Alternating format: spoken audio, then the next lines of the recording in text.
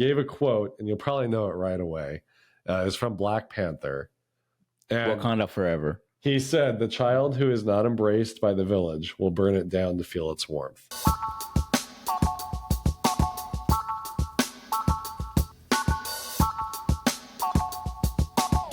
Welcome back to Just Weirdly Blended. I'm Jesse. And I'm Tom. Jesse? I just think about Bucket and Kylie. Yeah, it was Cade actually was at our house. Him and Sadia went out and hung out for a bit. Oh, that's cool. So it was cool to see him. So, you know, told him, say hi to your daddy. Yeah. I told him, Bucket, I don't know if you still listen, but I told him, I go, hey, Cade, give your dad a hug and kiss for me. He goes, I don't know if I'm going to do all that. I laughed. But, yeah. No, I miss Bucket, man. He's good. He's a good guy. Yeah. So those of you that don't know, Bucket used to be Jesse's neighbor. They moved down to St. George, Utah. Yeah. Yeah. It's beautiful down there. Yeah. You guys are going to have to go just out very there. far away. It is very far. It was a 14-hour drive. They still like it? Yeah. Oh, yeah. Nice. Yeah, they're going. Cade's actually going down there, and- moving down there on Tuesdays. Oh, really? Yeah. Because he's been up here for school, right? I think so. Yeah. I thought he was going to school over there, but then I guess he is going to be going to school over there for like some okay. mechanical stuff, Nice. Mechanical engineering or something like that. Dang. Smart guy. Bucket's kids are good at math, dude. Yeah. They're like geniuses. That's I think because Buck is like kind of a math whiz. Is he? Yeah, Buck is pretty smart, dude. He's got a mathematical mind. Yeah, very. Yeah. Like he was like, "Oh, math's easy." He'd always say, "I'm like, Math's you easy. suck." Quantum mechanics, no big deal. You know what? No, I wish he was here so he can help me with these kids' math, Yeah. I wish he was here so he could teach my students math. geometry.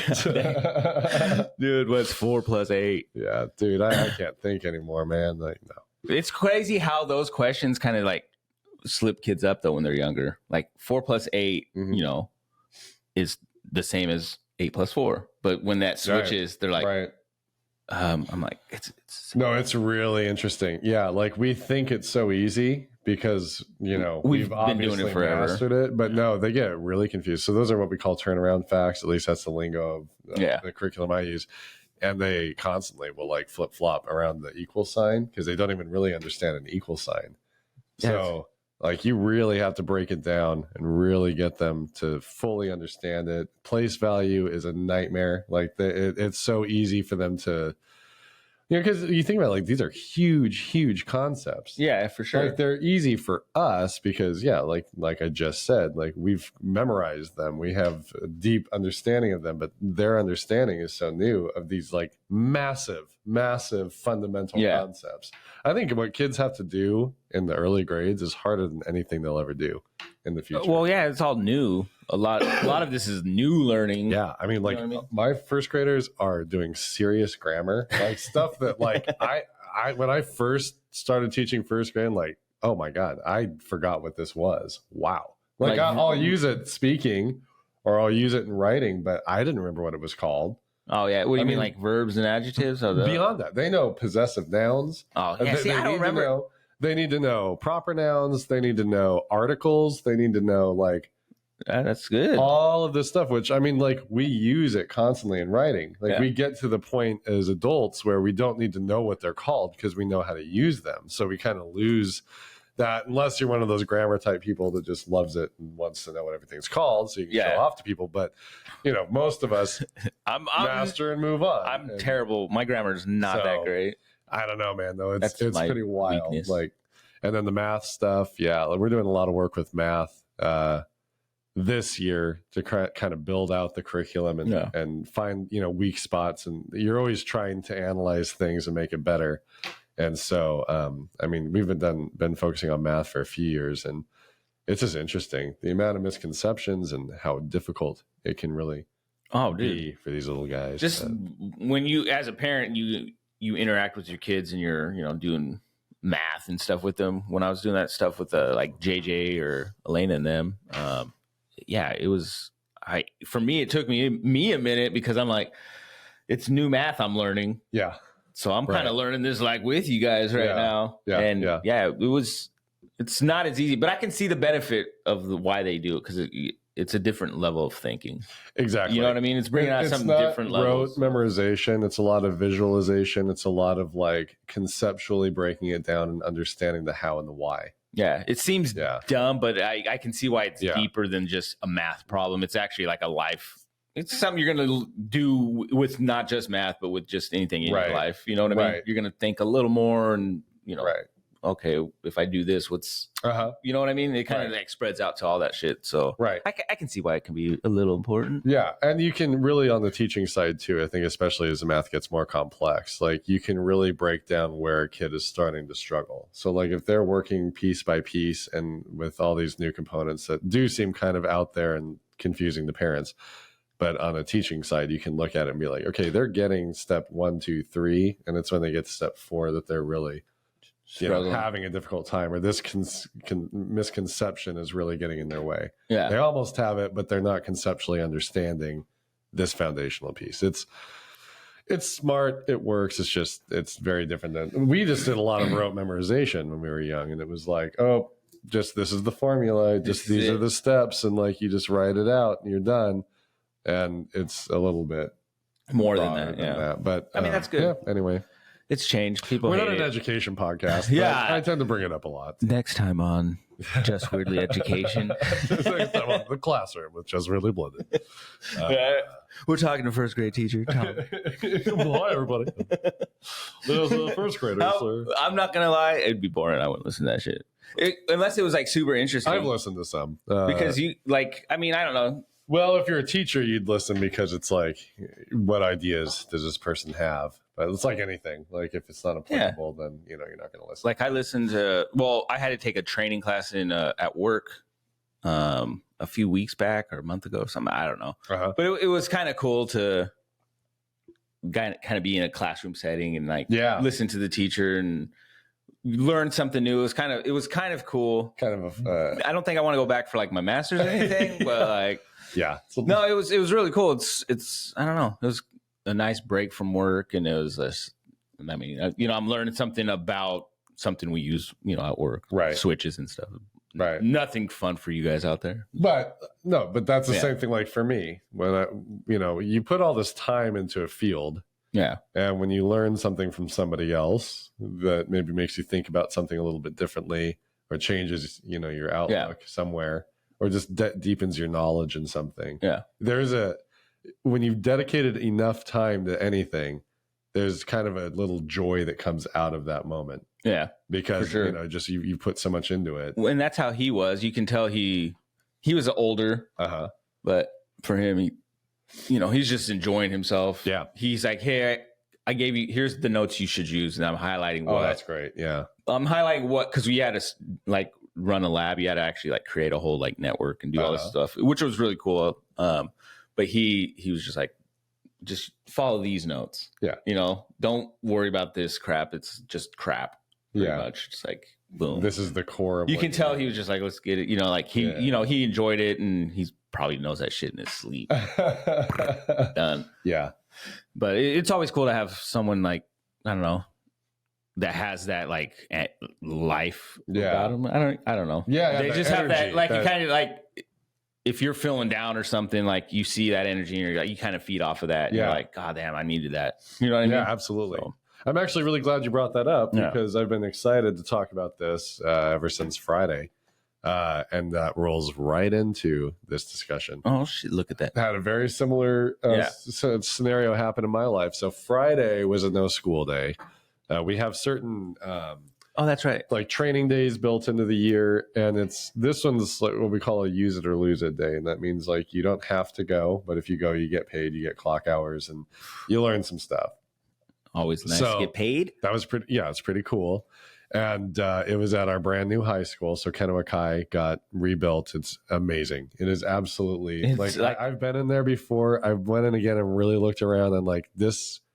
If I were a high school kid, I would feel so special being in this building. It's like a campus. It's like a college building. It really is. That we were upstairs in classrooms because it's kind of like a back to college day, but teachers just present on things that they use in the classroom or whatever. So they have a whole like course layout where you can choose where you're going to go for different parts of the day.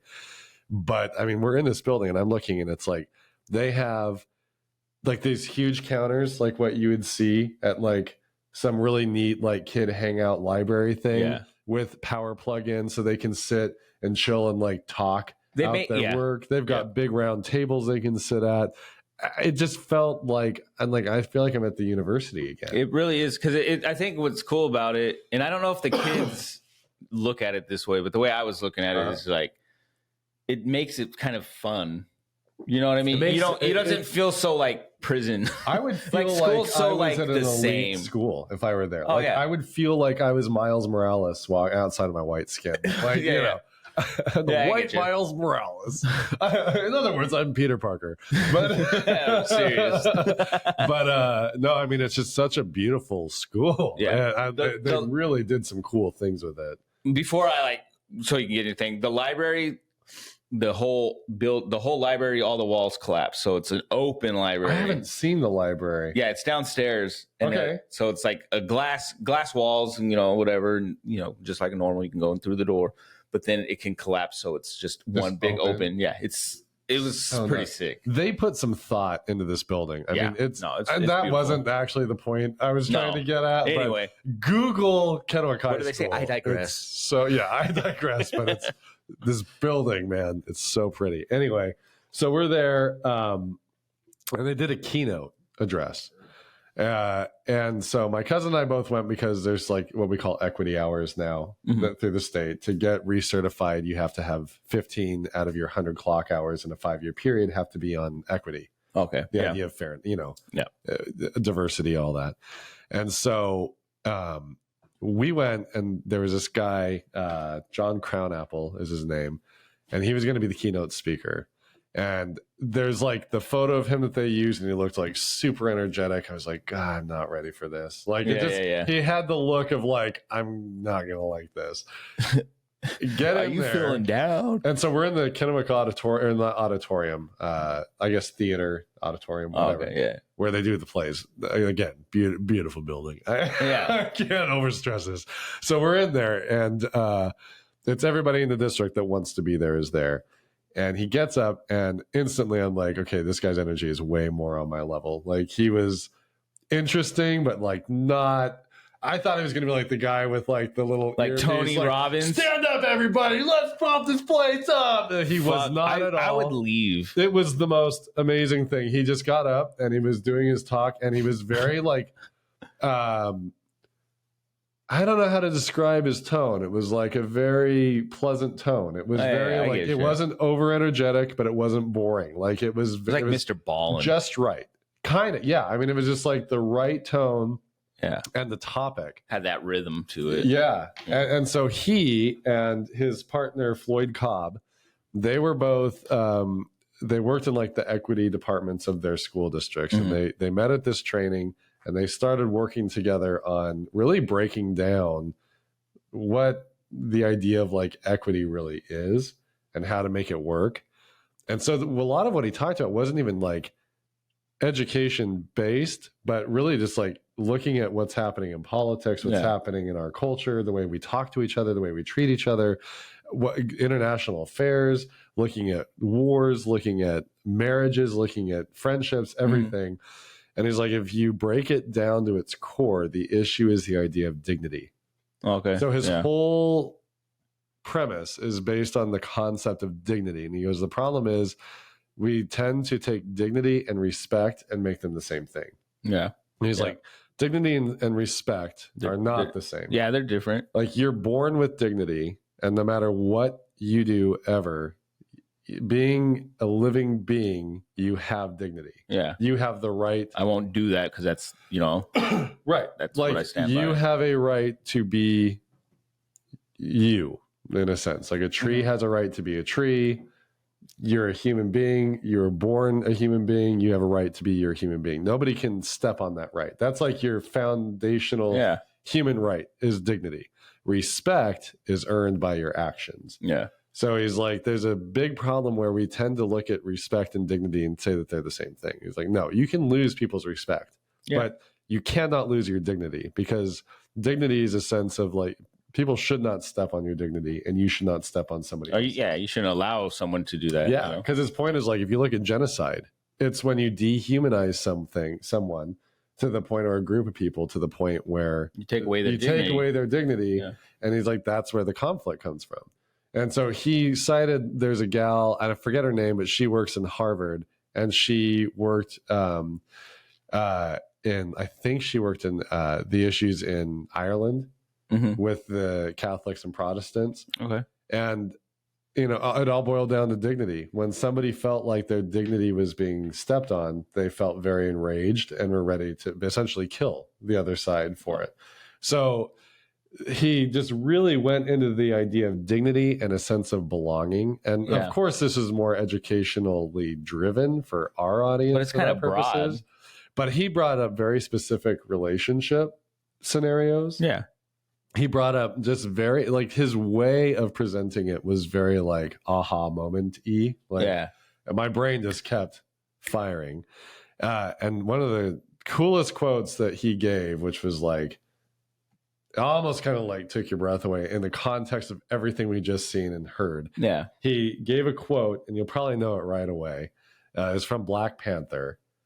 And Wakanda forever. he said, the child who is not embraced by the village will burn it down to feel its warmth. Oh, yeah. And it's like, holy crap. I mean, I just got chills saying it now. Because it's like, in the movie, I'm sure it hit home. But in the context of, like, you know, you're talking about real scenarios, real students, real wars, real issues. Yeah. And it's like, man, that makes a lot of sense. No, it does. That's crazy. Yeah. So, I mean, it was a fascinating conversation. And Blanc and I had just the night before gotten into it. Yeah. You know, like any marriage, you sometimes don't have all your stuff. Yeah. You fight. You're going to have those issues. I know. I mean, go ahead. Go ahead. No, mine's it's different. Go ahead. Oh, okay. I don't know why I slapped your head. I don't know. Anyway. His arm was I didn't know it was so close. Anyway. So one of the issues that I continuously have with Blanca is she needs, and we've talked about this, but she needs like direct attention. She needs full attention. She needs validation. She needs, you know, things that, and I'm not saying this like, oh, she's needy. Like, she legitimately needs these things that aren't my natural go-to things to give. No, yeah, I get it. It's one of those things that kind of keeps, it's like it's not in your comfort zone. Cyclical. It's very cyclical. I remember, I take it seriously. I get comfortable. Things seem good, and I forget. And my mindset is very much a put out the fire mindset. In all parts of life, it's like, oh, this is a problem. Trying to maintain dedicate, or whatever. Fix. This is a problem. Dedicate, fix. I'm all in. And then, you know. Yeah, I get that. That makes sense. So that's kind of, I've had to figure out that's how my brain operates, but it's not serving me well. And so, anyway, because you get caught in that cycle. His comments about this and the idea of dignity, like, you know, she had a very emotional moment explaining to me, like, you're not giving me what I need. Like, I'm not fulfilled. I'm not, I want this. Yeah. I want you. I don't want this to not work, but it's not going to work. Like, I can't keep doing this over and over again. And like, you know, and then it's like you go from being like defensive to like, ah, shit, I do remember you saying that. And I do realize now that, you know, because like we'll always have this scenario where it's like long day, you get everything done. Yeah. You lay down on the couch and she's on the chair and you're together and you're watching a show you both like. So my brain's like, well, we spent some time together. Yeah. And that's, I think, the male mindset. Yeah, right. I do the same thing. You know, and like, although she likes to do that, she also needs that conversation, that connection that, you know, I don't need the same way. So I take for granted. Because you can be more quiet, like internal. Right. I mean, we can be around each other and I'm fine. That's how, I'm that same way. Yeah. I mean, and so easy for me, just stupid man or just stupid person, to forget that. But the way that he talked about dignity, it like that aspect of it, as much as the educational piece was cool, that piece there, I was like, well, because she's staying true to who she is. She needs, and her issue is like, I have not provided her a sense of dignity. I have not given her a sense of she's worth it for who she is. Yeah. I've made it not intentionally. I'm not trying to do this. It's just an awareness thing. It's like a, but you like for you weren't looking at it in that sense of like, no, I would when she brought it up, when she cries or like is upset, in the moment though, you're thinking that this is how she feels in the moment, but not maybe this is like how she but then feels it's like, constant. oh, she's smiling and everything seems good. So I guess we're good now. Problem solved. So now I'm going to focus over here. No, I'm going to focus over here. Yeah. You know what I mean? So it's not something that's going to work long term. And I have to adjust that. So she had brought up the idea a long time ago. I felt super motivated after this guy's talk. Yeah. And after, feeling bad about, hurting her, I could tell that I had hurt her again. Yeah. The same way as always. So I have a background in special ed and writing IEPs and specialized education programs for kids. And she had made the comment for like, do you need an IEP? And I used to be like, I don't need an IEP. After this, I'm like, I think I need a fucking IEP. Like, I obviously don't have it inside myself without cues and hints and something to every day, kind of like with the workout stuff. Well, you kind of need, I think sometimes as a man anyway, like you kind of need that because we don't cue on the same, like we don't see things the same. I'm not as emotional in the same way. Yeah, you're not on that same wavelength and knowing when, oh shit. Right. Like I'm always like 2 steps behind, Yeah. And that's, I think that's a guy thing. It's hard. And so sometimes needing those cues, like, hey, that seed gets dropped and you're like, oh. Well, and I built her into it too. Like, so when I got home, because it was really cool, my cousin and I found out that we already had all of our equity hours. So we stayed like, I got a question. Half. Yeah. What is an IEP? IEP. So it's an individualized education plan. Okay. And their program. I'm like, I don't know what this is. So you write a document out and it's like the document of the year. It's changeable. It's a legal document between you and a family. So anytime a kid is not going to learn necessarily the same thing at their grade level standards, you have to have this legal document in place. They have to be a student that's qualified for a special program. But then you're determining what the student's going to work on and learn in the year. Okay. So whatever skills they're going to learn, as a component of a building block towards whatever the grade level skill would be, that's in a legal document that both sides have agreed to. And now the district's committing, like, these are the services we were going to provide this child. Yeah. So it really, and the language of an IEP is, it used to be way more vague. It's gotten very specific, very measurable, very like, you have to write it in a smart way where you can really track progress and growth. So I utilized those skills and I sat down at the computer because I don't have like the school district documents, right? Like I don't have access to that. So I made myself a little, like a simplified version.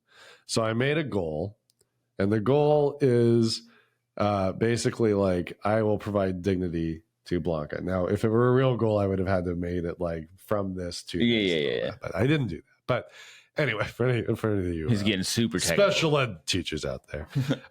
But then I had objectives and I had term definitions in there. So it was like everything is laid out where it can't be misinterpreted. There's like specific measurable components to it and benchmarks. There's like things that are dedicated as daily check-ins, things that are like a weekly check-in, things that are just built into the structure of this thing where I have to follow through and very quickly can get the feedback to know if I am or am not following through. Yeah. And then I made these little feedback slips that she can give me, and I brought her in. I'm like, hey, okay, your comment before about an IEP, I used to laugh it off and be like, that's rude. I don't think it is. I think it's actually exactly what we need to do.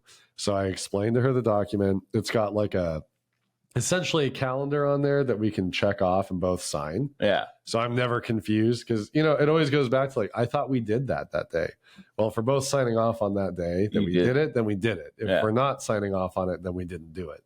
So I have all these like components in place where my brain's going to get the feedback. Yeah. The feedback form, she can tell me what worked for her that day or what didn't work for her that day, what she needed more. Yeah. So I'm like, that way your language of what you tell me, I can start incorporating and seeing those trends and those patterns and building more of what I'm obviously missing, but I'm not naturally collecting. And so like she bought in, she thinks it's great. And so I'm hoping that then structurally I have a framework to work with to actually make sure I'm following. Yeah, you got a little action plan. Yeah, exactly. That's all it really is just I can't do what I did with working out because I hate this about myself, but I will take her for granted. Yeah. She's my spouse. Like we have a life together. So that sometimes happens. I just always think that, well, there's these things I have to do. I have to get my work done. I've got to exercise because, I was in bad shape. Well, I need to like priority. She always would say like, I'm not your priority. Yeah. And it's like, no, you are. Well, she wasn't. Yeah. She just wasn't. Like, so, Yeah, Anyway, I mean, you're leaving at the wee hours of the night to go run. I know. Look at me out there. Yeah. No, I don't know. No, I get though. Sometimes, I guess taking them for granted for like, but you can do it in the opposite way because like I take for granted that I have my wife to talk to about whatever I'm going through, but a lot of times I take a lot on. Emotionally, I take a lot on my plate, like just in general, and sometimes it gets me in this Mel cycle where I'm just like, I go down this spiral. So like this week was like not my best week mentally. Right, I was really feeling defeated. I was feeling like, yeah, it was one of my. It was a bad mental week for me, right? Just like, kind of I was just like yourself, kind of a feeling. Just for whatever reason, I was just in this funk, and it was just like obviously I'm not talking to anybody, right? People ask how your day is, whatever. I'm fine, I'm good. But typically we give the. But that's I wasn't, but I also don't know how to express myself verbally sometimes. Oh, me too. Yeah, I'm in the same boat. And so I just kind of like internalize everything and try to like figure it out. But I was like, I guess drowning, I guess would be the best way to say, like it was all, I couldn't get it all together. And so Alicia was like, like she can see it. Cause I was like starting to get a little more irritable with just random stuff. And I'm like, not mad at nobody. Like you're not, she goes, do you hate it here? Like, no, it's just, and then, I go into this detail about what's going on and stuff, and I take for granted. She's like, you need to talk to me and stuff. Yeah. So I'm like, yeah, I know, but I just never do it. We're never taught to do it, and I mean, it just truly, like, if you think about the things that, or it's taken for granted that we need to know how to do. Like, I think for males, especially, like we are not taught, or it's not valued that we can explain our feelings ever.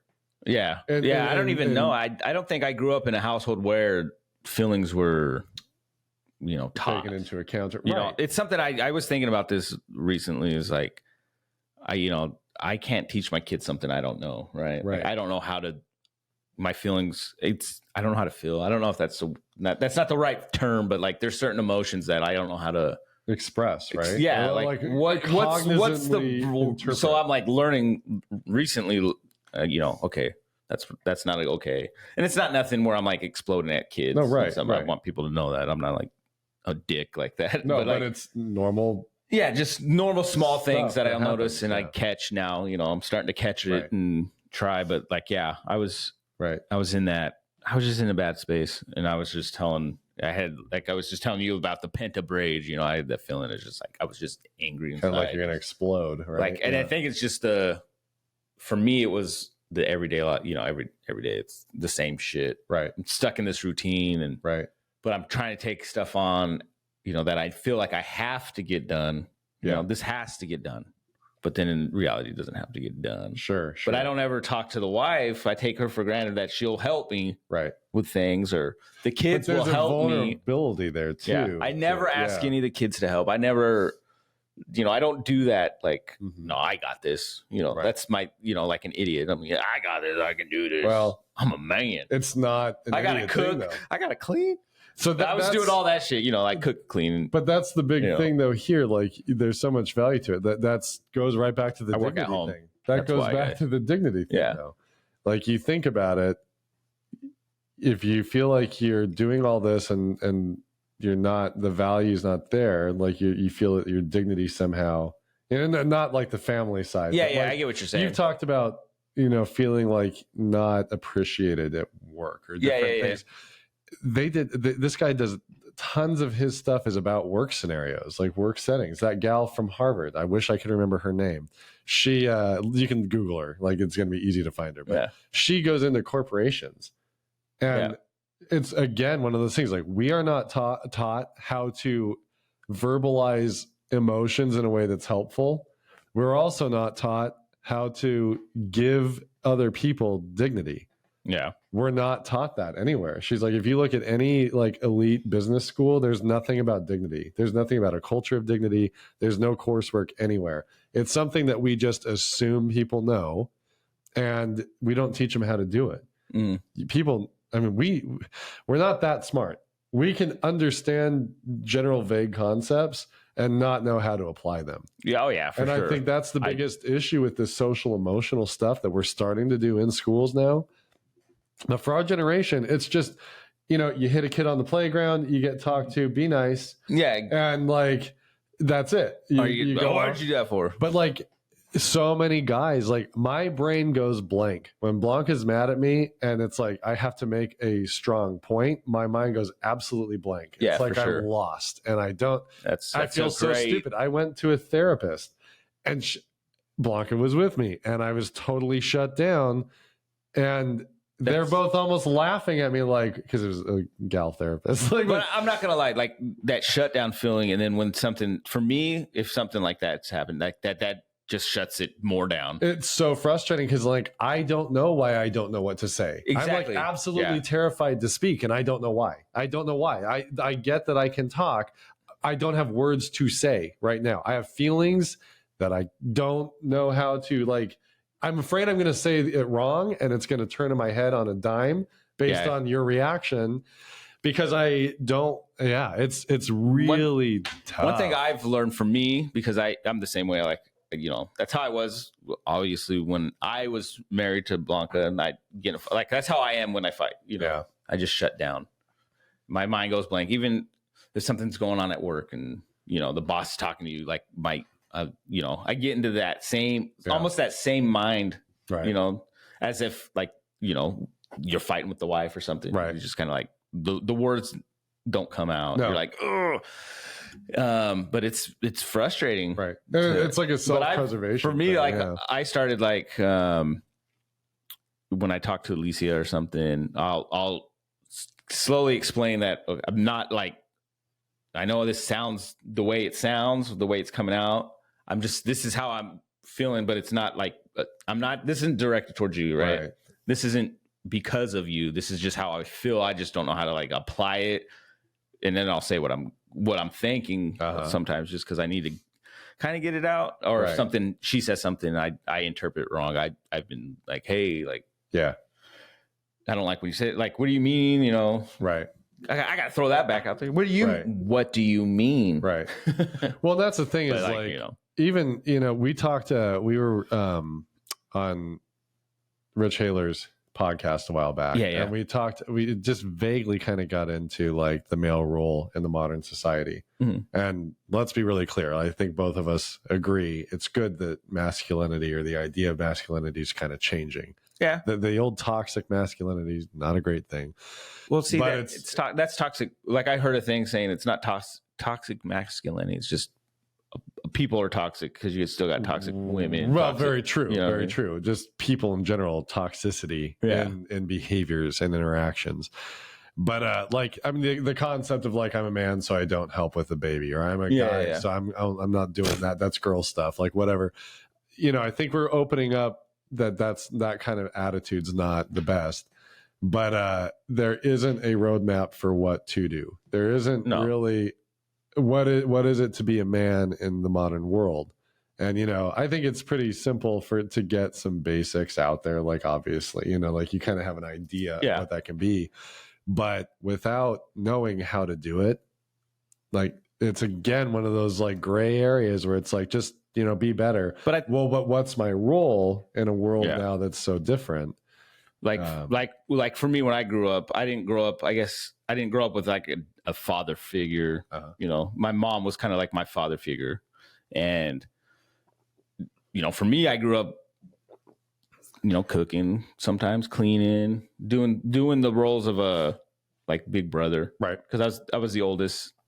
So I was doing those roles, you know, making sure their kids are getting their homework done or cleaning their rooms or kind of have that role. Right. Stuff that just had to be done. Right? Yeah. Which typically, which goes into how I am now. Right. And I still do those things. I still cook. I still clean.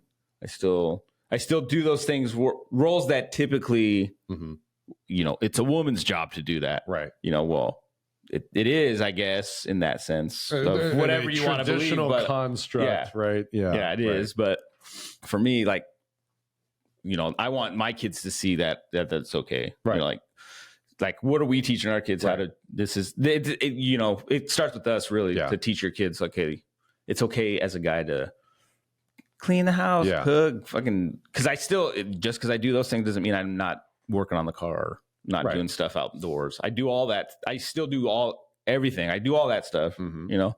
And so teaching your kids that, I think, helps with that. Right. Breaking that toxic masculinity, like, look, well, and I think whatever it is, the impetus is changing it. Yeah. I mean, it's on our generation to show them so that there is some methodology to follow to make sure it's better. I mean, I was lucky. I grew up in a house where, you know, my dad definitely had like his areas, like he did all the outside stuff, but he also helped inside. Yeah, see, my mom did, like, you know, she'd pull weeds and stuff like that, but she usually did the cooking, and she did.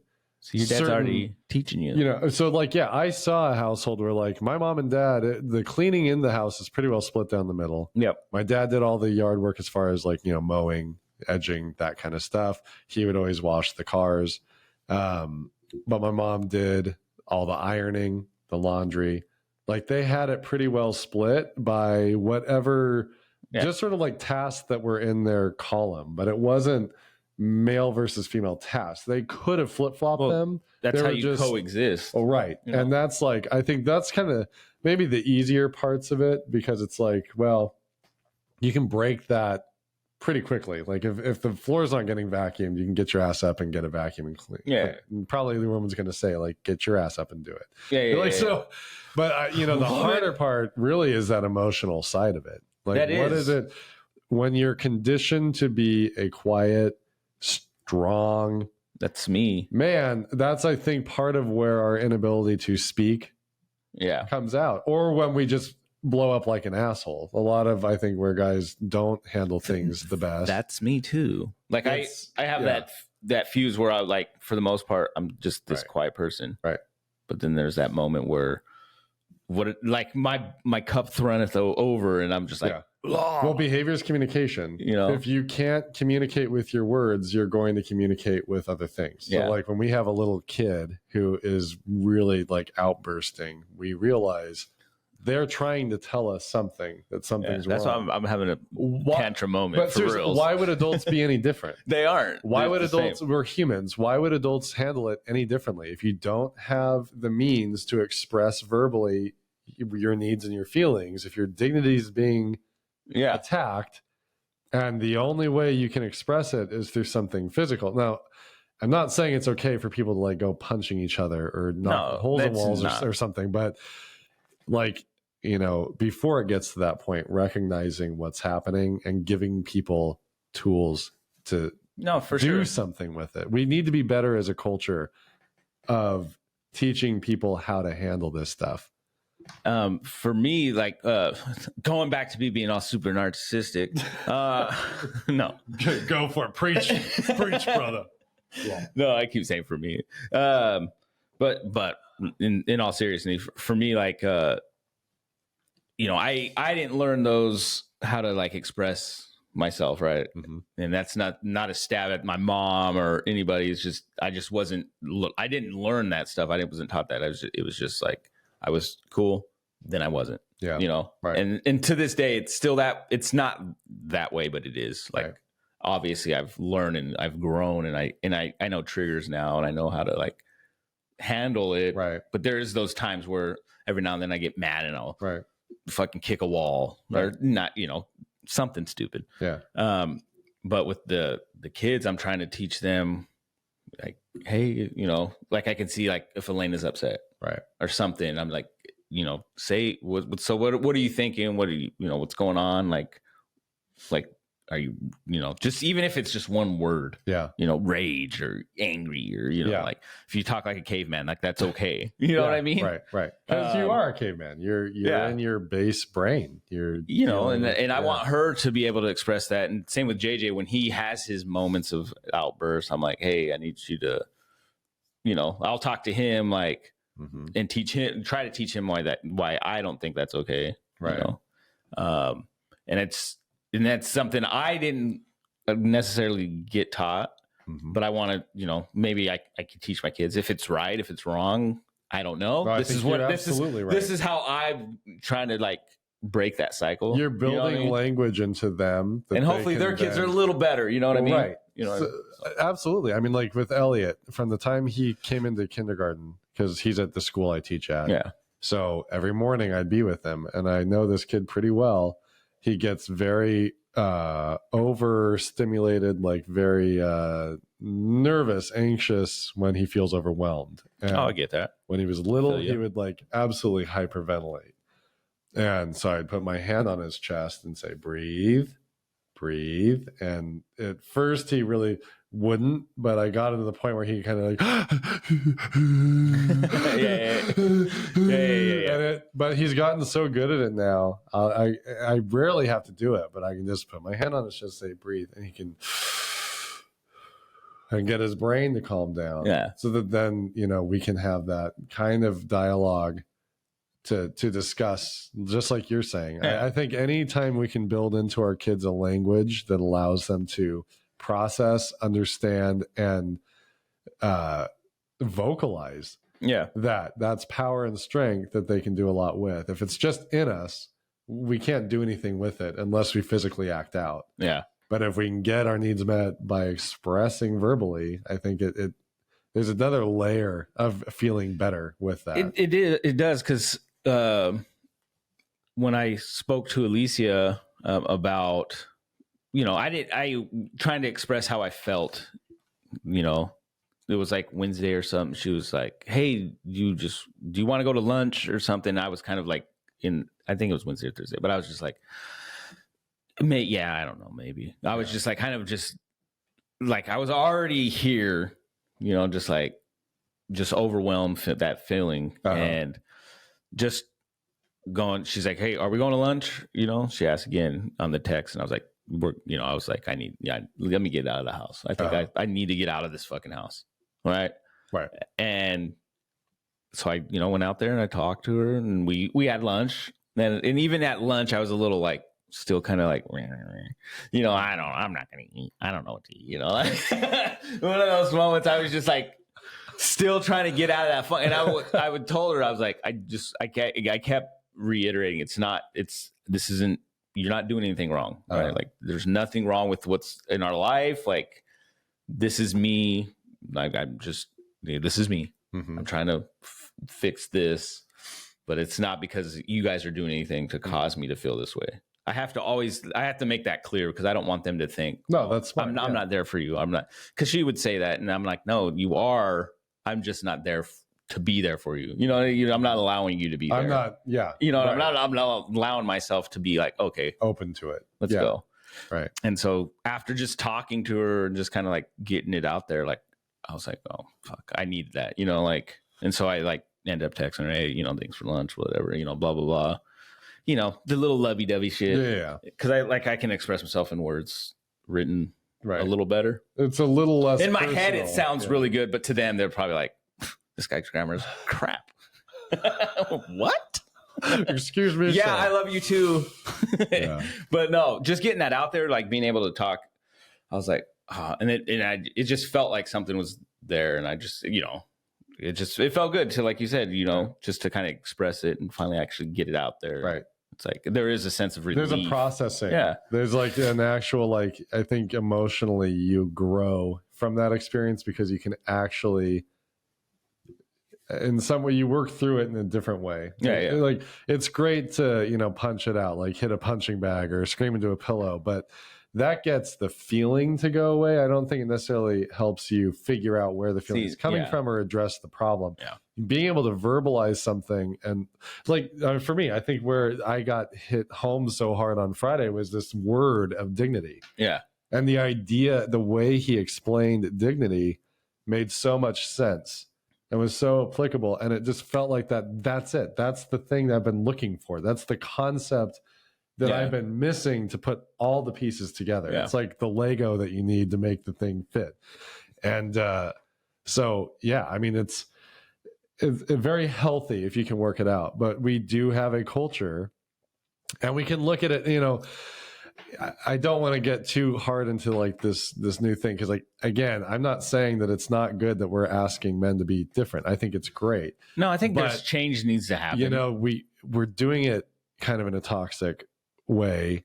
People need to know what to do and how to do it. We're taking for granted the fact that people have been trained to do things in a very specific way through cultural pressure and expectation, that now we're saying you're bad because you do what you're expected to do and you need to do differently. Like, I'm not getting into whether it's good or bad. I'm just saying there shouldn't be that thought, though. I don't think either. Yeah, I mean, it's like, how is this person ever going to do it? We can shit on them forever, but how are they going to? What are we going to do that actually moves that needle and makes it a better society to live in? Yeah, just because you do that one thing doesn't make you a bad person, right? You know what I mean? And just berating somebody unless you're like a murderer. Well, there is. I mean, there's that. I mean, but they still have dignity. You can't take that away. No, but I think as a culture, we just need to get a lot better at not screaming at each other, but helping each other move forward. Okay. You know, if you want somebody to be different, I don't know. I know it's hard, but like, we got to find ways. You just got to be open and be empathetic. I think I think people aren't open.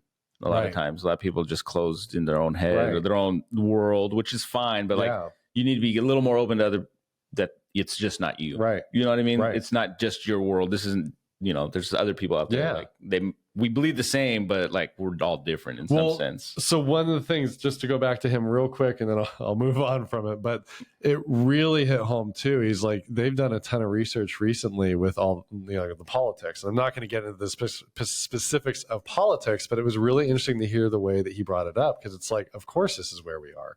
Yeah. He talked about how the idea of equity in schools has become such a hot button issue. And it's being used by our political parties in ways that are not moving us anywhere. Mm-hmm. And he's like, there's so much visceral rage out there against, you know, you hear anything about diversity in schools, or about like, you know, you think about like Black Lives Matter, or like the critical race theory stuff that's out there. And he's like, people are taking on both sides these terms that are very academic, very difficult, complex terms, academic constructs, and they're misusing them and turning them into like an arsenal of weaponry. And he's like, if you look at it, like, there's so much backlash from people who don't like these things, that just saying equity is like a hot button word that's going to send them off the rails. Well, where does that come from?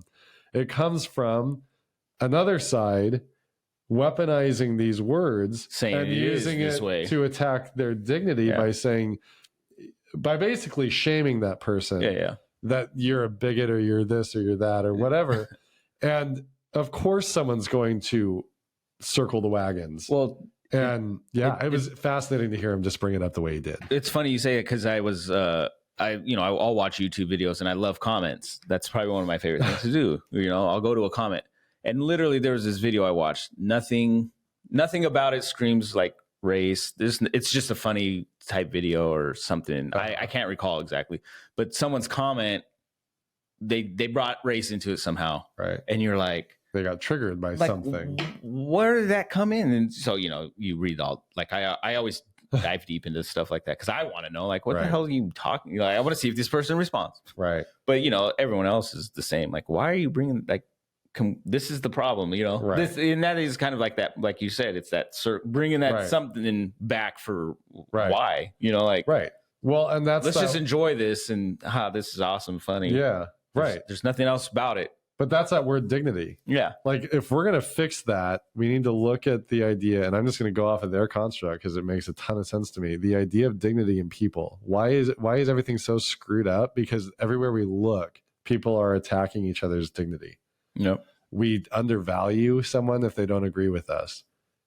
We talk now, like you hear politicians in big roles talking about the others. And then we're talking Americans. We're talking like people, like so they are subhuman. Yeah. Like they need to be eradicated now. Like what world are we living in? This is the problem. Like the idea of dignity, if you accept, and the cool thing is, again, the gal from Harvard, I'm going to look her name up, put it in the notes or something. But like she, with the idea of dignity, like she found that no matter who you're sitting down with, it could be Israel and Palestine. When you can verbalize what dignity means, people take a step back because you can't really argue against providing another human being dignity. Yeah. You know, there's so many other things that can still be hot button, but when you break it down to, do you generally respect another living thing's right to exist? It's really hard to say no. Yeah, and have any real rational standing. Like, well, so, but our system is based right now on the opposite. There's a lot of energy given to people that say really lambastic things. I think I'm using that word right. Really out there things. You are. I have my English major. Totally. I don't know. I say words sometimes. I'm like, I think that's right. That Harry Mack, he'd probably rap. He could probably rap that. So but anyway, yeah. But no, that's I don't know. That's important. I just think, I don't know. It's so easy to just get along and see views. That for me, it seems so easy. Like you can hear both sides. And yeah, sometimes there is those moments where certain things trigger you.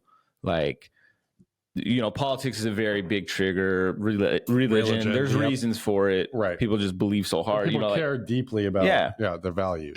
Is LeBron better than Jordan? There's that whole thing. There's like a fucking thing like that. The flat earth, all that stuff. Like, it's okay to be open to see why these people feel this way. I love hearing, like, you know, just because I don't believe it, I want to know, you know, why do you? Right. You know, I'm not going to be like a dick. Well, why do you believe it? Right.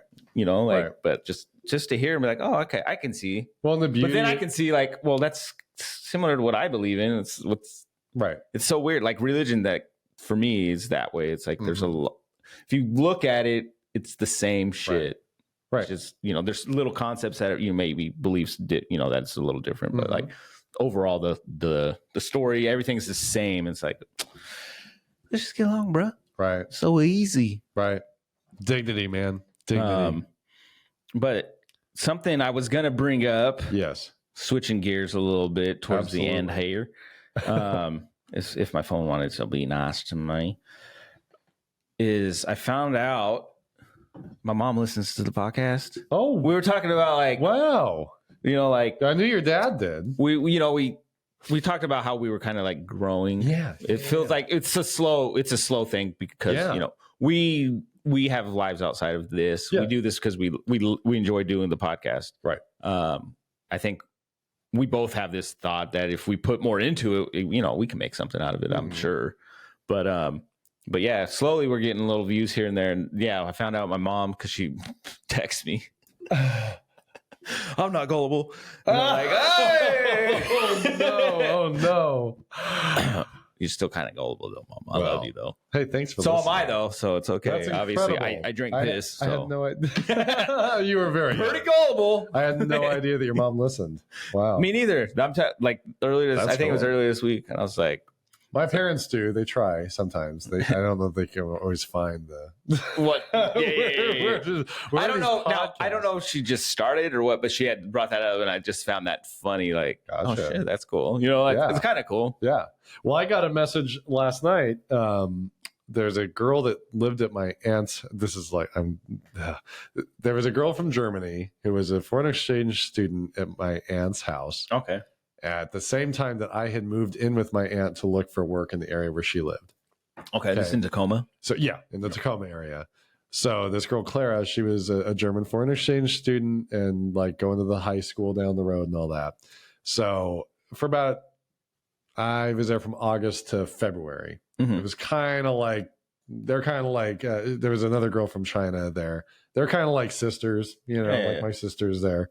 And so she has since, gone back to Germany and she's doing her thing. I think she's in like law school now. So oh shit, that's cool. there. Yeah, seriously. She talked about it then. One of the few people I know that's actually followed through on a plan. That's so that's pretty awesome. Cool. So she and all the other foreign exchange students that my aunt has had with her over the years flew her out to Germany. So she texted or like Facebook messaged me last night. She's like, "Hey, a little bird just told me that you have a podcast." I was like, "Yeah." So she usually listens to like legal stuff, but we got lots of legal stuff. We can give you legal advice.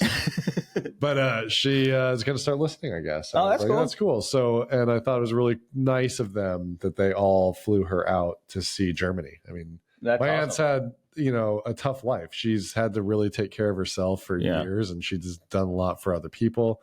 So, super sweet thing that they did. To have that, like, kind of return. Well, yeah. like, makes it kind of. To know that what she did for these kids mattered enough to them that they want to bring her out. Well, they were like a core part of their life. Yeah. You know what I mean? Right. That's like, damn, this lady was like really good. Brought us in. Yeah. Took care of us. Like that. I think that speaks volumes. Yeah. So, I mean, it's really neat. She sent a picture awesome. of my aunt with them in Munich. And I'm pretty sure she said that they're in Munich. And she just looks so happy. I'm not going to lie. I don't know what Germany looks like. Think Leavenworth. Think Leavenworth. Oh, okay. Yeah. That's why. But it's also very modern. It's kind of interesting because so much of the destruction in World War II. See, my mind. That's all I think Germany looks like. Yeah. Worn, torn looking. No. Germany's actually gorgeous. Like you have countryside, and I've never been there, but you have countryside, like Bavarian kind of Germany. Yeah, see, that's what I pictured Leavenworth. Like a lot of the cities that were war torn have been like really like modernized. No, and that makes sense. Very, very nice. Maybe Germany's society is so interesting. I mean, just like the evolution, and they're very like forward thinking and Amsterdam's over there. Yeah, right? yeah. Oh yeah. Amsterdam. I would visit there. That seems like a cool spot. It's pretty neat. But I thought it was so cool. No. Oh. No. You're like, it's pretty neat. It's a pretty neat place. Been there 17 times. I've Google Earthed it enough that I just walk the streets of Google. Do you think there's someone out there that does that? Probably. It's fascinating to do. They're just on Google Earth walking. just moving the marker. Yeah, I do that sometimes when I went to my old neighborhood when I lived in Vegas. Just to see it. Just to see what it looks like. It looks so different. Yeah. Nothing like, because they've like redid everything so it doesn't look as nasty as it used to. Like, yeah. Oh, nice. But gentrifications occurred. Yeah. It looked nice. But Google Earth is cool. Yeah. But I do wonder if someone's out there just like, I've strolled the streets of Rome. We're going to Rome. We're going to Paris. And in call. 2 seconds, we'll be in England. Yeah. It's fun in the classroom. I like to fly kids places, like show them like the world. When I was a kid, and I still do this to this day, if I find a globe, I'll spin it like this is where I'm moving, and then I'll stop and I'm like, in the middle of the Pacific Ocean. Yep. Hopefully there's an island. I'll be there. Oh, that's the Bermuda Triangle. Where are we going to vacation? Oh, yeah. Oh no, not there. They're still cannibals. Go here. There's those cannibalistic societies. But still thanks to Jesse's mom, and thanks to Clara for listening. Love you, Ma. And man, every week now it seems like someone's reaching out or someone's saying something. So hopefully, what we're saying and doing is helpful. We are, normal people that are doing this because it all started over the fact that we have a successful friendship while also having a very non-traditional friendship. Yeah, Alicia just had to explain that whole situation to a coworker, and they were like, "Yeah, I can't believe you guys. That's so cool. You guys make that work." I mean, she's like, "Yeah, well, my husband's best friends with his ex-wife's husband." She's like, because she's like, "Blanca, who's that? That's Elaine." And then Alicia was like, "That's Elena's." Yeah. Oh, you're not Elena's mom? She's like, I'm Elena's stepmom. But it's such a beautiful thing. I mean, like our sons who are not at all genetically related, they have the same sister, and they are like working through the gymnastics of this thing because they're like, we're like brother, like cousins, like we're friends, but we're like cousins, or like just Like Whatever. we're family. We're just family. Just family. Whatever. There doesn't They need were to be a they turn literally. to it. Ellie was just over at our house spend the night. Yeah. I watched. Yeah. I Every actually weekend. watched the movie. I had. It was me, JJ, Elliot, and Elena. Yeah. I had them watch. There was a movie. He was telling me an about anime that. called Spirited Away. Yeah. And so I had them watch that, and we I'm sat trying to down. remember. Is that the one where the house or the building like moves over the land? Or am I thinking of? No, they like stop the mom, dad, and the daughter, and then they go through this like hall, and then all of a sudden on the other side they're in like this spirit world, Yeah. and then the I'm parents thinking get turned of the into wrong- pigs. It's actually a beautiful movie. I was thinking of the wrong one, but it's the same. I think the guy who's the director or the creator of it. He's a very famous anime. It's a really good. If you Yeah. haven't watched it, it's from 2001. Yeah. But it's a really beautiful When story. I was in college, it was a big thing. Yeah. I wasn't super into anime. I had like a couple shows, but That was my first time watching it it. was very academic. We were just like, oh, let's watch Spirited Away. Yeah, it was cool because Discussions. she's like this little scared girl, and you just see her evolve into like she takes on fear essentially. Like I'm not afraid of anything now, Yeah. and that's how she's like, no. At the end, they're like, it's okay, don't be. She's like, nah, I'm not afraid. It's so. I just went interesting, through too. that. I can do whatever Well, I so want like here. in Japanese society, Uh-huh. death. Maybe they're better now. I'm not 100% sure. I don't totally remember, but I took a few classes in college. Like traditionally in Japan, death was like a very taboo thing. Yeah, Like the lowest of the low social class would have to deal with the dead bodies because like it was very taboo to do anything with death. well, in this movie, like she worked in the spirit world, stay as a human, and it was a spirit bathhouse. And it was like all these different spirits would come in. Yeah. They like It's they wash coming off. back to It me. was really. I It watched was them like 2000. Oh yeah, it's It's an old been a movie. while. It's It's over been a 20 while. years. Yeah. But speaking of friendship, I guess I can just tie the question of the Let's roll it weekend. in. And this question actually came to mind because of Alicia and Blanca like had a conversation about, if a friend like Blanca has like a new friend Yeah. and stuff, Yep. and there's energy involved in making new friends, right? Yes. So that kind of question, like I was like, you know what? That's actually kind of like a big thing. Like, how much energy should you put into making and maintaining new friendships? Yeah. And how much energy does that like take sometimes? Right. After a while, sure. like, do you want to keep? Being Does it fizzle friends. out or does it? Yeah. Yeah, It's a very organic thing, a friendship. it Like, really is. You either have it or you kind of don't. you know, and- We had a neighbor, and the reason this all came about is because we have a new neighbor, and their son is in JJ's class, and he Okay. lives just down the road. His name's Archie. He's Archie Jr. Mhm. But he's looking for friends. He came over the other day to the house, and he's like, "Nah, let him in." JJ was like, Yeah.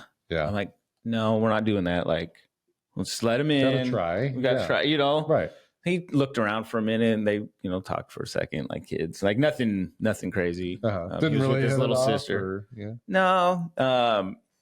And then he left, and I was like, yeah, come back. And then they came back when Elliot was there, Uh-huh. and JJ was like, Yeah. because the mom came and it's like, hey, this is this, and introduced herself. And stuff. Yeah. Something you typically you do. You want it, Right. Who's my kid seeing? You Right. know. Right. So JJ was just not sure, right? Even after he left, Alicia had actually sit him down, like, "Hey, when he's here, you should be, respectful and say, hey, how are you doing, Archie?" Or say something. Don't just stand there and not say anything. Gotcha. Like, introduce, say something. Greet. Right. It's respect. Mhm. So she had this whole conversation with him, but JJ even still was like, so it's like there wasn't that organic connection. Right. Like we had that. We do. Like we hit it off. Like we just, I don't know. That's how it is. It's just like, it just happens. You just, I don't know. There's that energy. You find that you have things in common or personality types that work together. For me, it's like an energy thing. Like I just, Yeah. I can gravitate towards them, and I just feel like not connection. I don't know. I don't know. I feel connection, but like, you know what I mean? First time we I'm not cross gonna lie. That's streams, kind of it's- like with certain friends. I just have this, they're, my people, I guess, in a way. They're in my small circle of friends. And you get that level of friendship where you cannot see each other for a year, and then you're in the room and it's like no time passed. Yeah, like me, like I just seen my buddy Efren. I hadn't seen him in a while, not no year or anything, but it's been a while. I went and bought some clubs, and it was just happened to be the street over from his house. Oh, right. Wow. Yeah. Because I was like, man, that sounds familiar. And then I looked up on Google Maps and I was like, oh shit, that's right by Efren's. And so afterwards, as I'm driving off, it kind of like loops and his house is right there. So I was just like, I seen cars there. So I just stopped. Yeah. And I just knocked on the door and just went in and was like, talked to him for, 20 minutes or something. He had to go and run and do stuff. But his wife was there, Stephanie was there, and the kids and stuff. So I say hi, but like that's a friendship that I put that energy in to maintain that friendship. I care about Efren and his family. They've been, I've known him for quite some time now. But like adding that new level of energy to certain friends, it's like that's tricky. I think. And is that okay to do? Well, those new friendships, I mean, they can fizzle out quickly. Like I'm thinking like Dalton. Dalton's the type of guy like we've had on the show a few times, and every time we've hung out, I felt that kind of like friend connection where it's like this is somebody that I want to be friends with. And we haven't talked now in a long time, but I still would. I think we would still connect. If I were to talk about Dalton, I would say, "Oh, my friend Dalton." Yeah. He's just one of those guys. I need to reach out to Dalton again. But well, I mean, and that's the thing. That's but it is that energy level. You're absolutely you connect. right. You can just Blanca. Yeah, she's gotten in touch with a couple people in the neighborhood. And I think that's kind of cool. And we actually had dinner at their house last night. Because I don't really reach out for new friends. Like I feel like I have my friend circle, but I'm always open to meeting new people. Yeah. It's not that I'm not like, I'm like, yeah, let's meet somebody new, but I'm not actively seeking a new friendship. Right. So she brought up like, yeah, they want us to come to dinner. Are you cool with that? I was like, yeah, sure. Yeah. And you're always like nervous in that scenario. Cause it's like, oh man, like what if we don't have anything to talk about? But sometimes it is tough. It was very organic. I mean, it was one of those scenarios like he was really cool. She was cool. Like she's a prosecutor. That was super fascinating. He's a plumber. He's going to start like a plumbing business here because they've just moved. And and then her brother was there too. He was a really nice guy. He hikes a lot and does all the outdoor stuff. So the whole group, it was just we were able to start joking around like almost instantly, almost like inside jokes were forming within the first minutes of hanging out. Oh, that's cool. I think you guys would like them too. They're pretty neat people, and they live right in their neighborhood. So we should all do dinner. Yeah, it's like it's a good time. I think it's good to keep yourself open to new friendships. Yeah, I for me, I'm the same way like you. Like I don't. Yeah, I have my group of friends, and that's about it. But I'm not like closed off. It's like if you're a cool person, and I feel like we click. Like I mean, I'm pretty open to people. I'm usually one that's like, but I hope. I'm not gonna lie. I think you and I both were able to get along with people. Most people, I think we get along with. I don't know. We put out good energy. I think. I hope so. Because, like I don't know. Like, even if they seem a weird, I'll still try to talk and kind of keep some. Even though for me it's like awkward, but it's like, let's see what we can get. Let me see what I can get out of this. Yeah. And then sometimes you find that weird thing that, right. Yeah, I used to hide bodies in the fucking garage. Yeah. I flush people down the toilet too. Yeah. That was before we talked. There's a great Netflix documentary to look it up. but it is like that though. No, it'd be cool. Yeah. I'm always open to making new friends, and I know Alicia would be. I know she'd be the least like, nah, I'm good. Yeah. Yeah. I'm like, no, let's go. We got it. I'm probably more in that sense. Like, let's meet. But I won't go actively. Yeah, Blanca's so funny because she's not really social, like she's a homebody, but she's the one that tends to at times put herself out there so much more. It's funny because I wouldn't. No. But it's a good thing. It's healthy to do. Yeah. It's good for us, but yeah, it does take energy. And like I'm saying with Dalton, like again, that's a scenario where it's like I still consider him a friend. Need to put more energy out. I said we should all do a barbecue. Yeah, just have everybody over. No, seriously. Yeah, that'd be sick. That would be kind of cool. Get everybody. I'll drink my non-alcoholic beers. Yeah. That's the test I need actually. Yeah, the It's social yeah. side of it. With people I gotcha. don't know. I got you. Yeah. No, that If they was, can accept drunk me, they should be able to accept not drunk me. well, right. But I am a lot more fun. That's the dignity thing, though. You got to believe in yourself. Yeah, you yeah. have dignity, damn it, no matter what. No matter what. There we go. We can You have a on right that. to be. Be dignified. Yeah, guys, have a Like that guy was. dignified week. Get your hands off Oh. my penis. Should we just end on that audio? Yeah, this is a very old. You guys, this is from like 91 in England, I believe. And yeah, I'm not this is 100% sure the where. epitome of British politeness. This guy is in trouble from the law, and they're Yeah, putting he's- him into a police car. And this is how he verbalizes I know. I'm trying to rewind and it. fights. He's protesting his arrest. Yeah, so you got the cops like kind of holding him back and trying to put him in the car. This is how it starts. Gentlemen, this is Democracy Manifest. Have a look at the headlock here. See that chap over there? Get your hand off my penis! This is the bloke who got me on the penis before. Why did you do this? For what reason? What is the charge? You're in Eating a Australia. meal? A succulent Chinese meal? Oh, that's a nice headlock, sir. Oh, yes. I see that you know your judo well. Good one. And you, sir, are you waiting to receive my limp penis? Now, get your hands off it. Ta-ta! Ta-ta and farewell. So that video is, I guess, really old. It's amazing.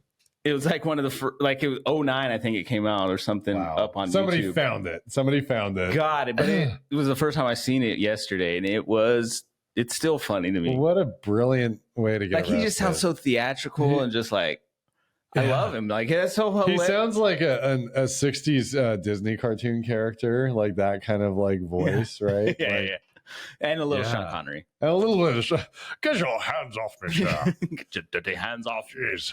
You're not to receive my limp penis. That's, my God. I mean, to sound so articulate was such, I wasn't thinking about it, but you said it so Yeah, nicely. you said it nice. I guess we are. I guess I am getting ready to receive that. Unless it's limp. With that, I hope you guys found that as funny as we did. If All right. not, whatever. But You guys have a fucking awesome week. yeah, thanks Um, everybody. Happy Stay Sunday. dignified. If it's not Sunday where you're at, because we might have a German audience here soon.